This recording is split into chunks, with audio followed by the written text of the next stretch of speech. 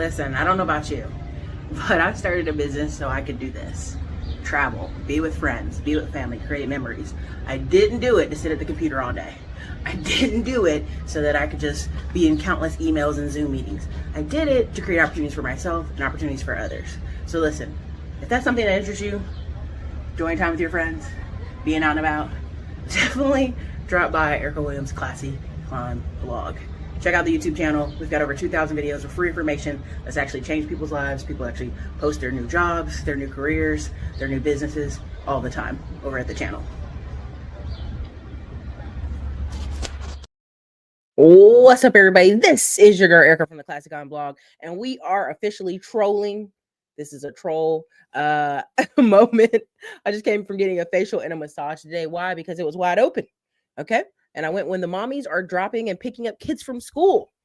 And so it was wide open. I just came back from massage and I'm ready to troll. So let's do it. Drop your city and state in the chat. I hope you're ready for this. Trump ? Stroke.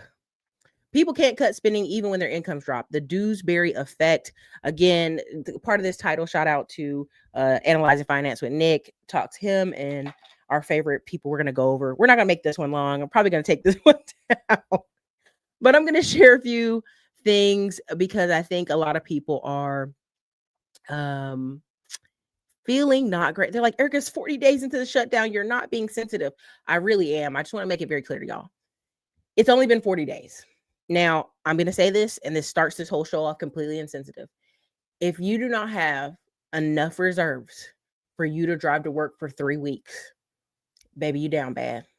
If you do not have enough food in your refrigerator for 3 weeks, you are down bad.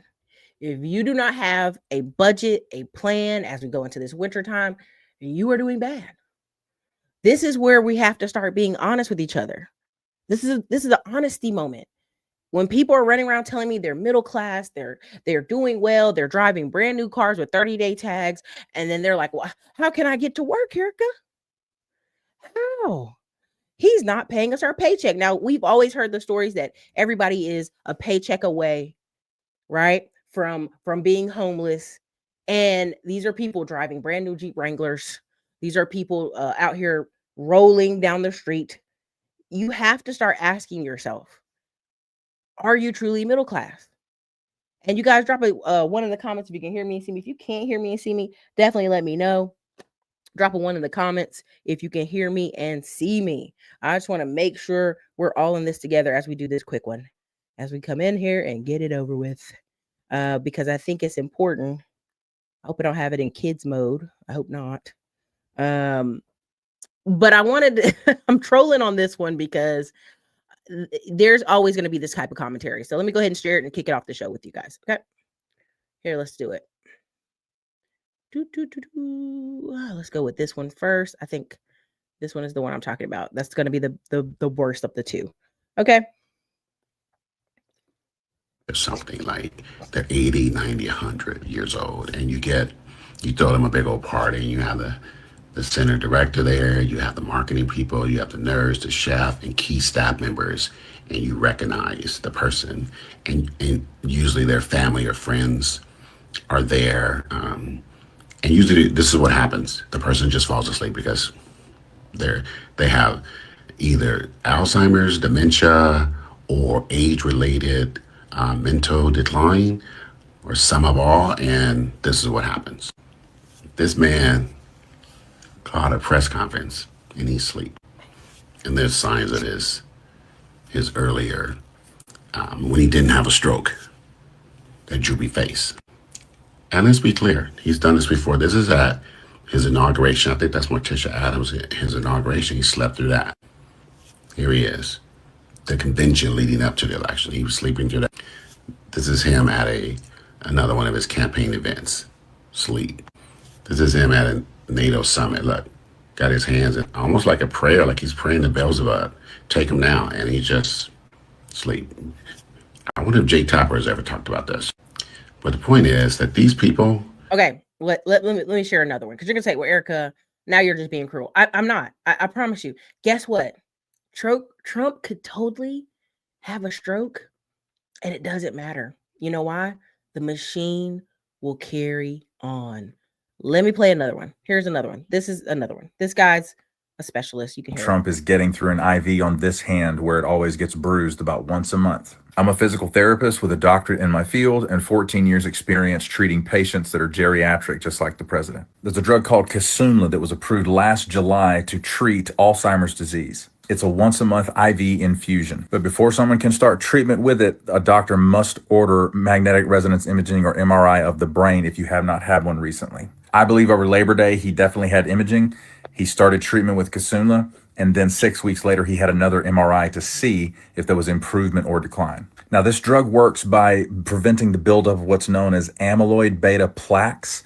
The amyloid plaque buildup is characteristic of Alzheimer's disease and also the neurofibrillary tangles. These are like physical changes in the structure of the brain that correspond with a loss in cognitive ability. Notice it's used to treat adults with early symptomatic Alzheimer's, which includes mild cognitive impairment or mild dementia stage of disease. So this would make sense that Trump has been able to function well enough to maintain his office up to this point. Now we're starting to see symptoms arise because the disease is progressing. So he's getting a once a month treatment with Kisunla to slow the progression of the Alzheimer's or the amyloid plaques and neurofibrillary tangles to keep his symptoms at bay. That's why this bruising shows up roughly once a month. Now he could still be taking IV diuretics for heart and kidney issues, but the Kisunla angle really makes a lot of sense. As I've said before, this combined with all of his other health issues, I think he's got 5 to 7 months left with us. Thank you for your attention to this matter. I may have discovered. Okay, listen, let me tell you something. Like I said, he could literally be suffering from all this. But guess what? The machine goes on. I'm gonna play He one walks more. like this because he's had a stroke, and his spatial awareness, balance, strength, and gait have all been affected. I'm a physical therapist with a doctorate in my field and 14 years experience treating geriatric patients, just like the president. The reason he's meandering all across that red carpet is because he lacks the spatial awareness to stay on target or on the path in a straight line. This is because I believe he's had a stroke that's affected the left side of his brain and caused weakness on the right side of his body. When one side of your body is weaker than the other, it can become difficult to walk in a straight line anymore. But aside from the physical weakness, your balance is affected as well. All of the built-in programming in your cerebellum that's been there since you were small, it gets holes poked in it by a cerebrovascular accident, or even just a series of TIAs or transient ischemic attacks. When he went back to Walter Reed for that checkup, it was a 6-week follow-up for a stroke event that he probably had over Labor Day. A stroke on the left side of the brain would also explain why he talks nonsense so much more often nowadays, and also why when he is fatigued after long travel like you see in that video, his speech is much slower, much quieter, and much more slurred. His stroke events have not been severe enough for him not to be able to hide it for the most part. But as I tell many stroke patients who still want to smoke, it's much easier to have a stroke once you've already had one. And on top of that, being 80 years old, he's also experiencing age-related cognitive decline that any 80-year-old would experience regardless of their medical history. His plan is to stay in the White House permanently. He has... Okay, listen. This is not Erica, but you love Trump. Listen. I love the ideal of the office. I don't know if you ever seen Wakanda Whatever, when we on Wakanda Whatever, the second one, when they literally say, okay, I'm loyal to the throne. I'm loyal to the ideal of America. I'm loyal to literally, my grandma rode a horse and buggy in this country. And now all my aunts and uncles and the whole family owns houses and multiple properties and cars and have refrigerators full of food. This is one of these countries that you, as a person of this complexion, can go up or down. Always as a kid, when we went to hundreds of countries, I hate to say it like that, but traveled all over the world, right? Hundreds of cities is what I meant to say. It never not dawned on me when we went to Panama and different countries that people that look like us were stuck in janitorial jobs, stuck in low positions, cooking, cleaning, working in tourism at resorts. And they didn't, and then you would go see dentists and doctors and they were all white looking. That was never lost on me. In America, we're close, but we still have a strong 20-30% Black healthcare push of doctors, right? I want you to understand You won't get that type of America experience anywhere else, right? You go to Brazil, y'all think it's so great. You go to Brazil, guess what? All white doctors, all white dentists. You go to Mexico, the whitest of the white are in the high income jobs and positions. And so I wanted to just say this, like as I'm wearing this hat, just to remind y'all, like this is one of these countries. If you literally can go from the bottom to the top. You can literally go right now. There's no one stopping you. Technically, there's no one stopping you unless it's your family and friends. As you're a child along the way, stopping you from going to college, stopping you from getting a trade, stopping you from making money, stopping you from buying a house. It isn't. And that was my segment. I've gotten so many messages of y'all. Well, Erica Trump is old. This guy even says, listen, y'all, Biden wasn't fit his last 2 years either. I don't think Trump's fit either. But I want you to understand the machine will do what the machine will do. We have a country that's so like you're not going to stop the machine. No one's bigger than the program. You think Trump's children are jumping to get all this money last minute out of nowhere? No, because when he goes, they need to have a fortress of power around them. Okay? Simple as that. Now that we are out of that conversation, that concludes our TED Talk on the Trump. Is Trump sick, Erica? Did you see this? Yeah, I seen it. And I don't care. Because again, I stand by what I say. If you are a government employee making on average more than the average person, other than TSA, I will give TSA a break. Air traffic controllers make $150,000 a year on average, $97,000 at the lowest entry level, right? They pull a lot of those people from the military. A lot of people in these government jobs, these aunties, have big old houses in DC, Alexandria, Virginia, townhouses, BMWs, Mercedes-Benz in their late 50s, the highest they will ever be paid. If you cannot sustain your house for 30 days, there is a problem. Erica, you need to have compassion. I have compassion. I have empathy. It is shameful that we are not paying these workers. But I will tell you this right now. Every person that works for TSA has had an option to get a Navy federal account, a state employees account. Why is this important? Yes, I'm extra shiny. I just came from a facial and a massage. We're just going to be shiny on camera. We're just extra shiny. It's going to be okay. Because every bank that you have banked with, that you get a federal direct deposit with, has offered a line of credit. Every single bank in America right now that gets direct deposits from government accounts, military people included, guess what you're getting? A line of credit equivalent to your paycheck. So if you have somebody on camera, setting their camera up to cry, oh, I've been working without a paycheck. My first question to you is, who's your bank? Where does your paycheck go? Why don't you have a line of credit? Every bank in America is offering this line of credit to government employees as we speak. You could be Bonquisha with bankruptcy. Do you work for the federal government? Line of credit. Because guess what they know? The government pays. So when you're going to be like, Erica, come on, Erica, come on. I have compassion.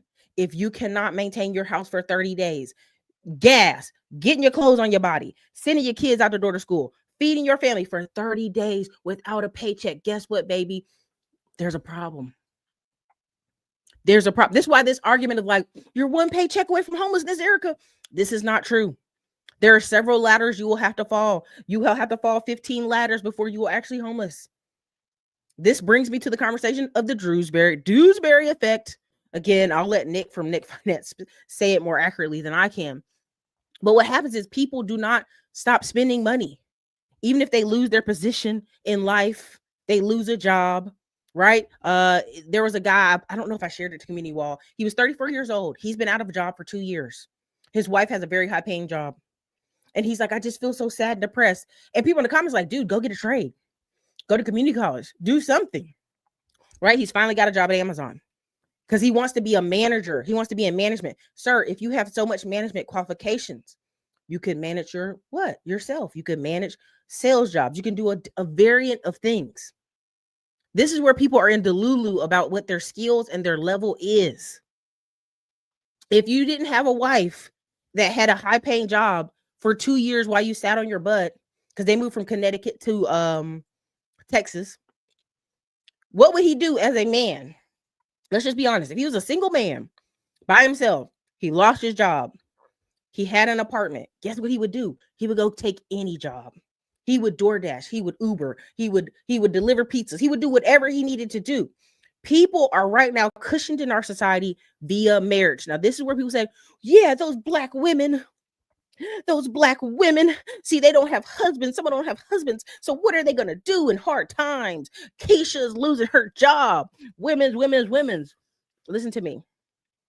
Those average aunties that you're worried about that lost their job from the government, they have a house. They got a townhouse. They got a car. Yeah, they got some credit cards too. They're going to be all right. I'm telling y'all, the amount of women you're going to see owning group homes, owning home healthcare businesses. There's one in town here. I thought it was a white lady. I come up the door. They're like, no, this is black owned. I said, what? I should have known the name was Nola. This is this delusion of like, you need us. We need people who can hold the fence up. And as you can see, people are out here crying. No disrespect, y'all. 30 days and you don't have a TSP account. You don't have a healthcare savings account. You don't have any savings, CDs, bank CDs. You can't pull from your 401k. Fidelity is getting beat up in the news right now because they locked a bunch of people's accounts. Why did Fidelity do that? They know what you're going to do. Well, I'm going to pull from my retirement. 30 days? This is why we have to have a real honest conversation. If you need to be honest with yourself, you need to be shopping at farmers. See, a lot of women want to do, there's a book called Women Are Hunter and Gatherers, and men are, I forgot the name, but basically women are hunters and gatherers, right? We're from that old thinking where we want to go to the grocery store every day and get the freshest fruits and vegetables and all that stuff. If you have a family of 4 and y'all are tight on y'all budget, you need to be like buying, like for me, from our friend, a whole cow. We're not even buying a whole cow this year, we're about half a cow because our deep freezers are already full from other purchases. You need to be budgeting. Erica, people can't afford that. Baby, if you can't set aside $500 deposit and then pay another $1,500 for half a cow to feed your family, I don't believe you. You're doing a firm. A firm is going through the roof right now. Okay? A firm is going through the roof because y'all are still shopping. You're not going to stop shopping. Okay? So let's knock that off. That will not change. It's called the Duesenberry effect. We know what it is. And again, people are like, people are going to lose their houses. People are going to leave Florida. People are not going to leave Florida. Every day I get on the internet and somebody's like, we moved to Florida and I don't like it. We only been here 6 months and I'm going to move back. This is the type of mentality you're dealing with out there. Okay? People are living in Florida. Let me switch to the black. Let's do the blackout. The black make America great again. There we go. Black on black. This one's a little crooked. We're going to hold it, though, because our face is greasy from our massage and facial. You have to understand what's happening right now. People are telling you in 30 days they didn't have enough money. They didn't have enough groceries in their house. You're telling me you're giving people $4,000 in food stamps, and they have no food at the end of the 30 days. Come on, y'all. Yeah, people acting like you're so harsh. You're a harsh woman, Erica. Okay. Let's keep it moving. Again, let me go here. Let's keep it moving. Because again, what's happening right now? In Connecticut, this lady is a realtor in Connecticut. She said they had a house. They listed it. Within 12 hours, they had 90 offers. Why? You think people going to sit in New York? $100 million in real estate boom. $100 million. Now people say, Erica, they've been saying that for years. Just because the people don't got no money ain't going to do a part-time home in Florida, don't mean everybody else isn't. I really want that to get through anybody's heads out here. Just because you're saying it doesn't mean that's for everybody else. Let me show you another one. Let me go here. Zohran Mamdani, he's already been turned down, right? He wanted to do the free buses. The governor of New York said no. The governor of the state of New York has already vetoed one of his campaign promises to give you a free bus. If I just could get a free bus ride to ride around the city of New York, I could be somebody. I could go get a better job. I hear you. I get it. The bus, I don't know if the bus costs $1.50 each time or what in New York. I hear you. Okay, get the pass. Okay, so listen. Zohran Mamdani. Okay. who's 34 years old, never had a real job, lived with his parents. The nation's largest country company has said they will stop servicing New York City once Mandani takes office. Let me tell you right now what's about to happen. Every one of those Indian, Pakistani, Corner Brothers, all the bodegas are going to start having box trucks. Why? Please go somewhere. Okay, black. Well, they're going to have box trucks. Why are they going to have box trucks? Because they're going to stop delivering at the line of New York. They're going to deliver to the neighboring cities in New Jersey. And guess what's going to happen? They're going to get in them box trucks, fill those deliveries up, and do those same deliveries, okay? This is what happens in most major cities anyway, Boston included, because Boston has very narrow streets. You can barely get stuff through, okay? And you're going to say, well, Erica, you don't know that. You don't own trucks anymore. I actually still own trucks. I do. Isn't that something? Hey. Anyway, we instructed our dispatchers to reject all loads going to the 5 boroughs, says spokesperson Joe Burrow. We simply can't operate under those conditions. Mandani's revenue plan is to quadruple tolls, permits, licensing, fees, and inspection costs for commercial trucks. Translation: he's trying to crush the small trucking businesses and wipe out independent drivers who keep the city fed, supplied, and moving. Swift has been the first to say, we are done. We will no longer go into New York. Do you understand what's happening? The people want to try. You want to try? You're about to F around and find out, y'all. Thanks for donating to the channel, Ray Gun. Okay? It's going to be box truck city in New York. You're going to be in traffic every day. Like, why is there so many box trucks in New York? You're going to be so confused at why you see so many box trucks. Box truck sales are about to go through the roof, y'all.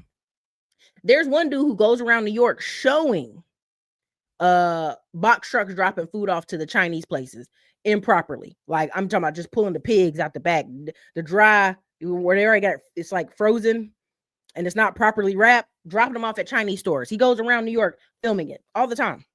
Everybody's been talking about this dude. It's terrible. Okay. Now, let me go to the next, because I'm gonna go to the next. Let me go to the next. And this is a video you should watch on your own free time. Again, this is analyzing finance with Nick. Again, he has a financial business. See, every time you come online, they're like, black people trying to make money off you.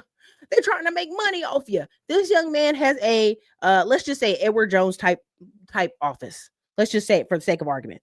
Edward Jones type office, and he is doing this channel, yes, to make money. Yes, to recruit clients. That's what it's for. Okay, so let's just, I just want to see if I can get the right clip. I may be the wrong one. Fundamental thing here is that, say you were born in a upper middle class or a wealthy family, you're used to living in a house of a certain cost, hiring cleaning staff and other people to help you at a certain cost, drive a certain level of car, send your children to a certain level of schools, super high-end cuts of meat for dinner, etc. Let's say your business, that's the primary source of income, gets disrupted by AI and your income drops by 90%. You either did not save up enough to make the difference, or with your savings you do have, it just cannot really maintain that previous level of lifestyle. If the economics was based on people being as rational actors as commonly portrayed, this person would downsize their lifestyle by the income drop they receive. So if they lose 90% of their income, they would cut their spending by 90% and reduce any lifestyle habits needed to get there to be sustainable. The problem really is this is not how it works in real life. The Duesenberry effect is that people will maintain their spending at the elevated level as long as possible, even if it is not economically rational. So say, for example, instead of this person selling their house and driving a simpler car, eating eating cheaper food, and sending their kids to public school, what they would do instead is just take on debt to maintain their appearances, or cut in more minor or other aspects to keep up their previous living standard. Or okay, so listen, I hope you got that. I hope you understand that. He does talk a little slow. At the end of the day, What does this mean? What does this mean? How can I explain this to you? You ever go online and people are crying about the cost of Netflix and it went up like $2 a month? Oh my God, Netflix. Erica, can you believe Netflix is $16? And you're looking at them like, are you a crackhead? Why are you complaining about the cost of Netflix? That doesn't make any sense. Well, Erica, all these subscriptions, I got a subscription over there, a subscription over here, and it's pennies on the dollar. It's like $10. Why they're doing that? Because their income has dropped, but instead they want to live in Delulu about it. So they're going on these rants like, did you know hamburger meat was $10, Erica? And you're looking at them like, okay. That's because they're already pressed to the neck, right? We most commonly see this effect in sports players, right? Where everybody makes fun of all the black athletes that make all this money and then they're out of the league and then 2 years later they're bankrupt. Because even though we've given this black person $50 million, we have not seen all the taxes being taken out, all the cuts. Kobe Bryant would have been the first black athlete we'd have saw that had probably been a billionaire. And you have to look back to his family and how he was raised and the education that was given. When you pick Pookie, who mama has 7 kids and he struggled to finish, and he is your champion that you give 30 million to, all he can think of is all the things they didn't have before, scarcity mindset, to invest in. Right? So you give them 30 million and they run through it. This is the same effect with the lottery winners. Okay, we can think of the same thing. Now, when it comes to Duesenberry, this is where you see, I remember a guy at our church was in his 50s and he had this big house, amazing house, right? And he was renting every room out, and the church guys that were renting were all in his 30s. He was in his 50s. He had got the house from his divorce. He had been fired from Dale maybe 10 years ago, when we were hanging out at the house. And he was working some random terrible job. And everybody's like, why don't you just sell the house? And it's because that's all he had left. And everybody was like, well, were you going to get married again? He's like, no. So what are you keeping this 5-bedroom, 4-bath house for? Oh, people love coming to my house and doing parties. He's still living in this dream world of when I used to work at Dale, when I had all this money. Dude, you are a 50-something-year-old man renting out the 4 other rooms in your house to 30-something-year-old men so you can cover the cost of the house. And you're working at some like entry-level job in your 50s. Sell the house for the $1 million is worth and move on with your life. Because in that area in Austin, when he got it, it was probably like $500,000. Now it's worth maybe $2-3 million, right? He did some upgrades. And so I always thought it was the craziest thing for us to be partying, 200 church singles in and out the balcony, the front house, and the park. But it's called the Duesenberry thing. Like he had lost a wife, he had lost the job, but he kept his house and he kept his BMW. And even though he was working at some, 30,000-a-year job, he kept the BMW, right? I remember when I was delivering pizzas, there was a woman in there who had like her husband had divorced her and she was delivering pizzas in a BMW. And my head was like, you're not saving any gas. You're barely making any money. You're probably breaking even every night because the car sucks up so much gas. It made no sense to me. This is the effect. Okay. I could go countless stories, but at the end of the day, we see these every day in life. We'll see somebody's mom, sister who, in my mom's neighborhood, there are 2 women, one woman husband left. He was across town with a new girlfriend, but she wouldn't give up the house and she wouldn't sign divorce papers. Well, he died, earlier this year with the girlfriend, right? He died and the girlfriend's all devastated. And the wife came and picked up both his cars, brought him back to her house, right? And she said, well, he did me wrong, but in the end, he done me right because he left me on every single insurance policy.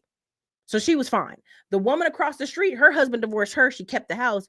As soon as her daughter turned 18 and got to literally, like May was early this year when she graduated high school. She went to college early for the summer.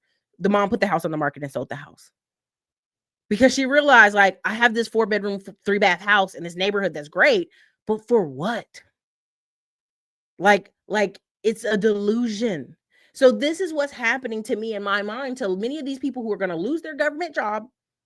They're going to keep driving the BMW. They're going to keep wearing the greatest clothes to church you've ever seen. They're going to keep all the subscriptions, but they're going to be online crying about school supplies and the cost of beef and random stupid crap that make no difference to your budget.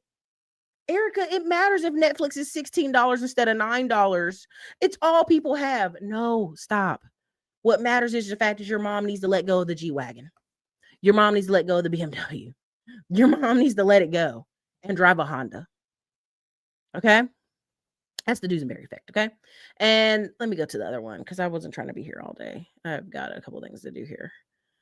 Enjoyed my massage. I can do this one and then we'll do another. You know, our favorite person to show on the channel, he says the terrible things that I cannot. But let's go ahead. 2 p.m. They think that nobody can afford groceries because they can't afford to be at these restaurants where it's $100 per person and you have to make a reservation a month in advance and they're always full. Poor people do not live in reality. They live in poverty, and that is it. At least when you're middle class, you understand some people have more money than you, some people have less money than you, and that's a very real thing. But for poor people, wealthy people are a fantasy. They might as well be dragons and unicorns. They only see people with money on TV. They don't actually, in their day-to-day lives, interact with them. So they say to themselves, yes, the fantasy people on the TV or maybe even on social media, obviously they have money, but everybody else in real life, we're all poor. We're all broke. When you believe everybody is poor and there's nothing that you can do to stop being poor, of course you're going to be poor. And notice how it's always a we. Poor people don't actually see themselves as individuals who can make choices. They are victims. Things just happen to them. Something outside, somebody else does something, and then that trickles down to them and their experience. So because of the economy, I can't do anything at all because I am weak. And unless the economy is good, I can never, ever, ever, ever have money. And when you don't see yourself as an individual, you also cannot look at your circumstances and say, yes, most people that I am around are poor and are having this experience and that experience, but I can make a different decision and just not get this result. People with money do not see themselves as part of an oppressed group that are victims and things. Okay. Listen, he's got a couple other hits that I thought were hilarious today. I'm going to share them. I want you to understand as much as possible. Someone put this comment in there, and let me put myself back big so you can see me say it. Where's it at? Trump is working 24/7. No wonder he's sleepy. Plus that pic of him sleeping was on the airplane. Y'all need to stop it and accept Trump is the best president of our lifetimes. Now, as I say this with my black version, Make America Great Again. Do you realize in this country we had 16 presidents where slavery was going on? I'm not trying to insult you, but most people, if you ask them, they talk about America like George Washington. Then they go, Abraham Lincoln freed the slaves, like it's a 4-year window that it happened. No, we had 16 presidents in this country that were over slavery. Take it in. Think about it for a second. We had 16 presidents in this country's history that were over slavery. But if you ever ask the average person on the street corner, they'll literally say George Washington, Abraham Lincoln, or they'll say Thomas Jefferson. They'll throw him in there. Abraham Lincoln freed the slaves. And you guys need to get over it. It was 150 years ago. You guys got to get over it, okay? You guys got to stop talking about slavery. And you're like, no, we had 16 presidents, okay? Even when Obama was in the office, the Obama had the most deportations of any time.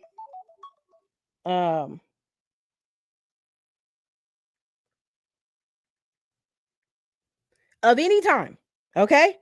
JFK, right? JFK, let's go to Ronald Reagan, throwing crack in the streets, beating up the Black Panthers, right? Let's go there. Again, unfit. That's all. I lose my government job. I'm going back home and help my parents or pay off my house in Apex, North Carolina, and find a job. Yeah.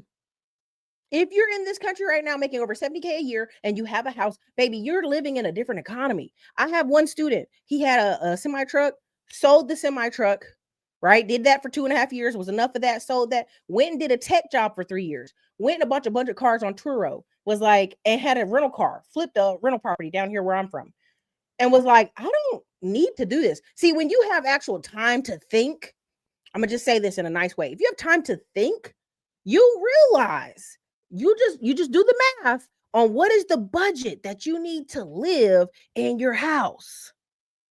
What's the budget I need to live?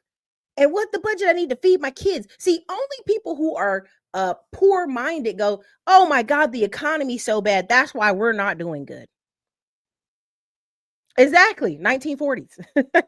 So when people say, oh God, he is one of the best presidents we've had. Now I'm gonna show this girl, and then I'm gonna show one more. I'm gonna show this right here real quick. Here we go. Told me not to invest in real estate out of state. Too risky, too far, too many unknowns. But I've closed more than 350 real estate deals in cities that I had never been to. Cleveland, Dayton, Toledo, Columbus, St. Louis, Kansas City, Jacksonville, Florida, and even small rural towns all over the country and a lot of major metros across Texas and Georgia. But here's the crazy part. Most of my buyers actually weren't even local. They were in Canada, Los Angeles, New York, Miami, and even overseas in China and Israel. Because they knew that their money went way further in cash flow markets than it ever would in their own backyard or investing in major cities. I'm Toddy. I run a virtual real estate business that's done hundreds of deals completely remote. Okay, now you're gonna say, "Well, Erica, look at her background. It's not flashy. She's not showing me all her house." Y'all, Toddy is legit. Let me show you her Instagram page. If I got it right here, boom. Here you go. You can go look it up for yourself. When I talked about land grab, of course, people were like, "Well, who's flipping land? Erica, that's crazy. Who's doing tax deeds?" Lots of people. The top 20% that live in New York and California and Chicago, they're investing. Chicago just had an alderman who they were questioning. Should he be the alderman? Because him and his wife own like 11 rentals. How do you think somebody's upper middle class in Chicago? They own rentals. You know what I mean? They own rentals.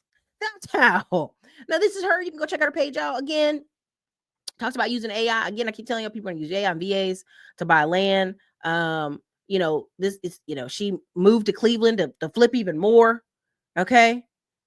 Imagine moving your kids across country for a business. In the first 3 months, you lose money. Again, boom, she started getting better, renovating houses, wholesaling, keeping some, right?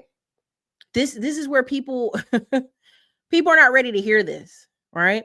A lot of people think, oh, Eric, I don't know if I can. Corporations are buying houses. The average LLC that is a land owning, or what we call property managers, they own under 8 to 10 properties.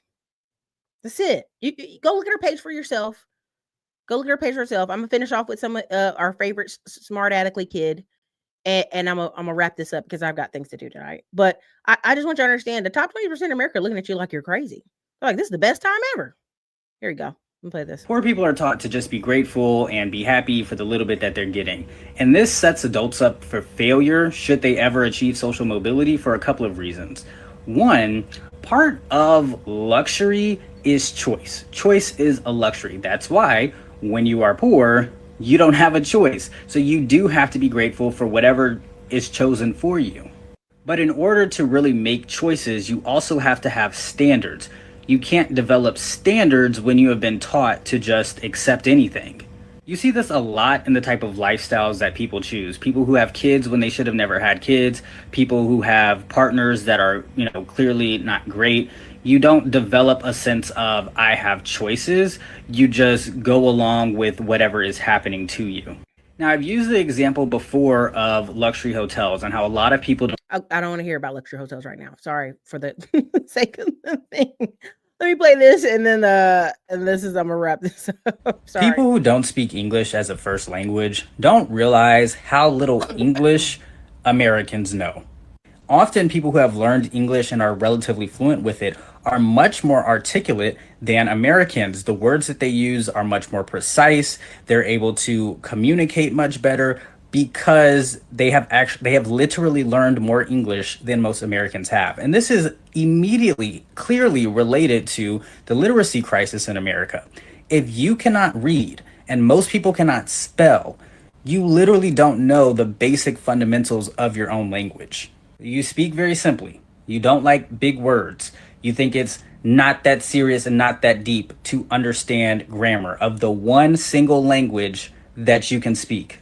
And guess what? Your lack of vocabulary is why you can't get a job. You literally don't have the words to speak about the experiences that you've had in a compelling way because you only know 5 words. You can't have a healthy relationship because you can't express what you're feeling or what you need because you only have 5 words to choose from. So many issues in America stem from the fact that people have no vocabulary and a very limited understanding of their own language. People who Okay, let me say something, and you're gonna be mad at me, and you're gonna be like, Erica, you're a terrible person.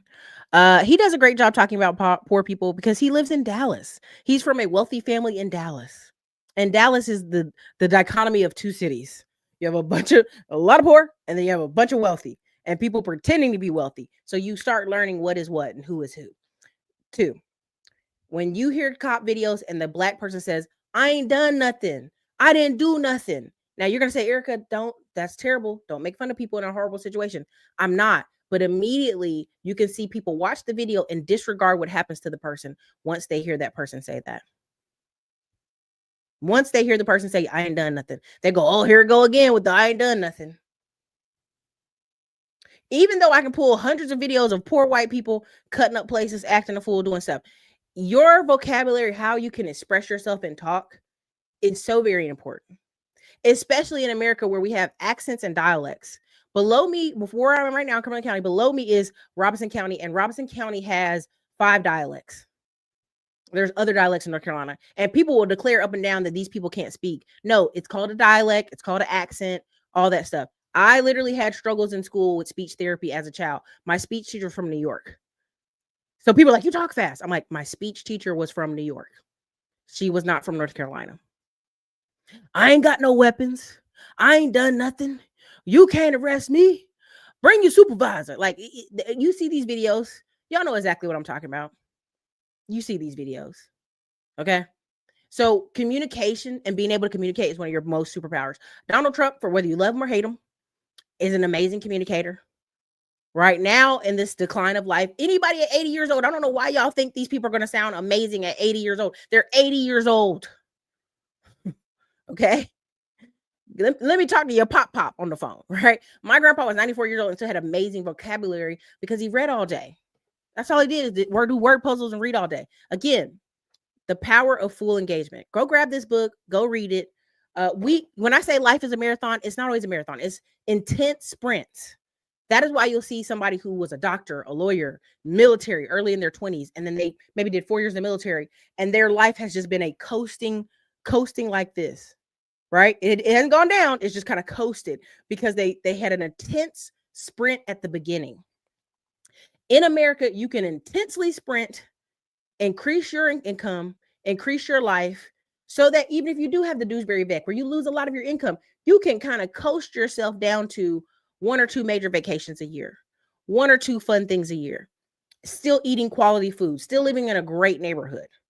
This is why you'll see so many white people advocating to fix the public schools and be on PTA because of my tax dollars, because they cannot afford private school. And instead of acknowledging that, they'll just do that. They'll say, well, you need to participate in the PTA. You need to make the local schools great again. Okay. So in America, you have this great opportunity to change your life, change your opportunity, change the landscape of how things look for you. And guess what? If you can't make it 30 days, your job paying you any money, imagine if you had a car accident. Imagine if you got injured on a job. Imagine your spouse dies. This is a massive wake-up call for most Americans right now. If you don't get a check for 30 days, does your life disintegrate? Most of these people need to be growing a garden in their backyard. This is why you hear all these people complaining they got a sauna, a cold plunge in their backyard. They doing all kind of goofy stuff. This is why they're sitting here. More and more people are saying, Black people are selling courses and consulting. Oh my God, the courses. You want me to tell you how to do step-by-step to do something for absolutely free. You do not respect free. You went to public school and you sound like you sound right now. You went to public school and did nothing with it. So why would a person waste their adult life giving free? If you don't get out of my face with that goofy stuff. Okay. So again, what is my recommendations for a person to do right now? You need to be learning stocks. You need to be learning real estate. You need to be doing a self-assessment of what kind of skills you have that you can take care of your family if the government don't pay. Everyone I know did at least 8 years in the military is doing well, doing fabulously. VA loan, nice cars, living well.